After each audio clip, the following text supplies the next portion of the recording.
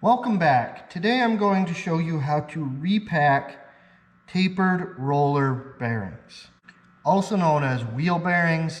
I'm going to show you how to hand pack them today. There are also there's also equipment that helps pack these quicker, but I'm going to show you how to do it by hand. Now when it comes time for us to pack our wheel bearings, we want to do it in a clean environment. So these bearings came wrapped in plastic. I've just kept that, I laid it on the bench, and it's a nice clean area. Make sure that your hands are recently washed and actually cleaned. Mine don't look clean, but this is about as good as they're getting right now at this point. We will use our grease. Make sure that it is acceptable grease for the job you are performing. For the most part, your general disc brake wheel bearing grease will work for any of these wheel bearings of this style. Now I always like to pack the inner bearing first and just set it directly into the hub.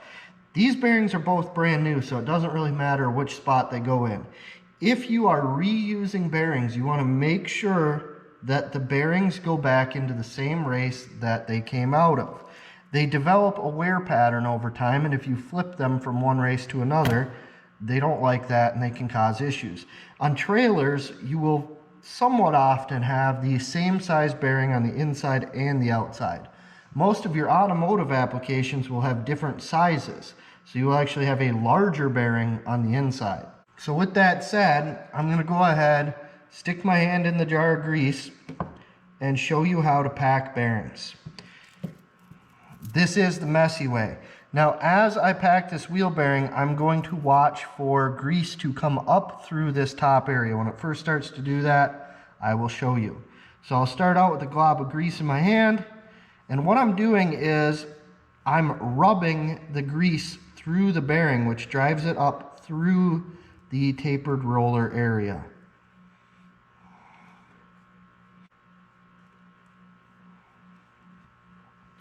All right, so I think you'll be able to see that.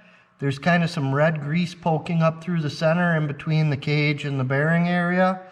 That is the grease. So right in here in this center part, that is the only grease that really lubricates the rollers in this bearing. You need to make sure you actually get grease into that spot.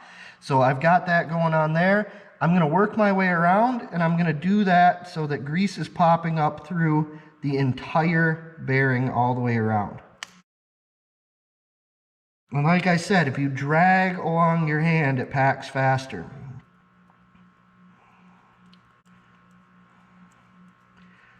And there is no way to do this without getting messy that I've found.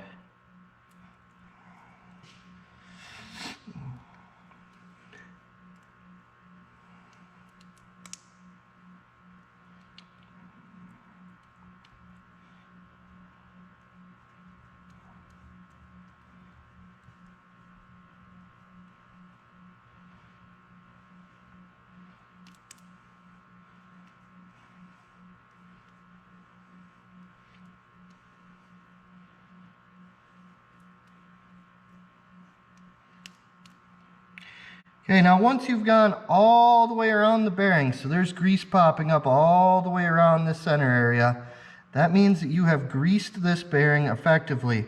So what I'll do is I'll just take a little bit of extra grease and rub it around the outside. This grease that I'm rubbing around the outside doesn't really lubricate the bearing as far as the actual bearing movement, but it does help keep it from rusting. So I try to keep just a real nice layer of grease on there.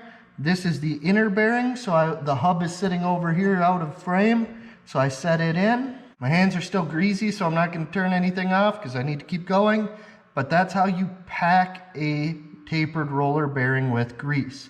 If you don't get grease inside of this area, you're not actually lubricating the bearing. So if I just took this and rubbed grease around the outside, that's not actually good. That bearing's going to fail. Packing the bearing with grease will actually be part of a longer video that I do on how to redo the bearings altogether. That'll be out a couple days after this one, I'm sure. Go ahead, hit subscribe. Thanks for watching, and I'll see you later.